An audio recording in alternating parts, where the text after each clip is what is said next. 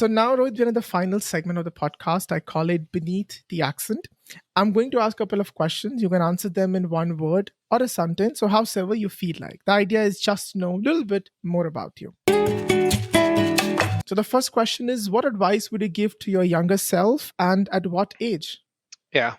So I will say try as many different things as you can before deciding on what your profession will look like or what your option will look like. I will like to give this advice to myself at around between 15 to 18 years. Okay. And what would you like to say to your 60-year-old self? I hope by the time I get there, I've made at least difference in somebody's life to be more meaningful. Tell me about a moment when you experienced a significant cultural difference that surprised you. Has to be when I went to Pune from Chandigarh. I actually felt the bout of freedom for the first time in life, right? And when I said freedom, it Mm. means freedom to make your own financial decisions, freedom to make your own clothing decisions, fooding decision, where you stay, how out you stay out of the hostel. So a lot of freedom, and which I think really helped me shape my future. Do you have any funny stories related to your misunderstanding around the accent or English? Yeah. You know what? It's funny that you asked that because when we are growing up in India, right? For us, the word accent usually means people with a Western accent, right?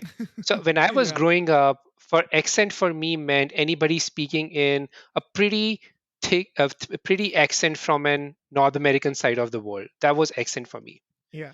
When I got my Yes. first job, and I was just sitting with a few friend of mine for a lunch, and somebody said, "Rohit, I really like your accent."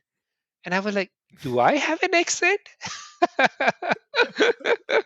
So that was my first Okay. awakening of yes, I do have an accent. Okay. We all have that accent. Yeah. Absolutely. Um, what's your favorite cultural festival or celebration in Canada? And how do you celebrate it? Ah, I have to default it to Christmas, right? Because I do like the festivities around it, right? And that's also usually the Mhm. time when my wife and I give ourselves the guilt pass to skip on our healthy eating Mhm. routine to eat into anything and everything that we want. So I would say that Hmm. that's pretty interesting. What's something that you ate for the first time in Canada? From a Canadian perspective, I was very tempted to try what we call poutine, right? So, Okay. yeah. So that's the And first. did you like it? Uh, yeah, I've had better version of fries, I would say. So yeah, Okay. If you had to describe yourself as any creature, what would it be and why? it's a weird one, but I would say a lion. Okay. And why? At times I just like to just watch around and act like the king, knowing all, doing all sort of a things, right? So Okay. that's my way to spoil myself. Okay. If you could have one superpower, what would it be? My superpower would be if I can just teleport myself to any place. Like, I'm a big fan Oh, of yeah. exploring different destinations. I absolutely do not like traveling, but I still love going to a lot of different places. So teleporting to the places I like would be nice. If you could create this one law that everybody has to follow, what would it be? Probably one thing that really annoys me, don't shout in public places. So like when Hmm. you're in transit, That should be a yeah, law. when you're in Hmm. transit, like Yes. when you're transit, people like speaking on phones really, really loudly, that annoys me. So Yeah. I experienced that just a few days ago. So, yeah, I can understand. Yeah. So, describe Canada in one word or a sentence. Canada right now is home away from home.